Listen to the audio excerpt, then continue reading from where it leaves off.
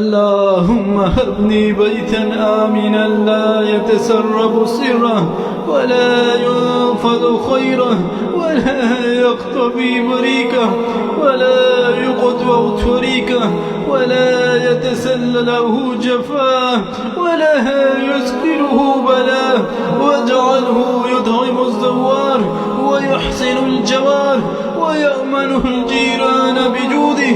اللهم لا تغلق بابه في وجه سائل وسبه عليه الخير صبه ولا تجعل العيش فيه كده وسعد من يسكنونه واخذل من يكرهونه واخرج منه أصواتا ترتل القرآن وتقيم الليل بآياته وتخلوا بمناجاته ومناداته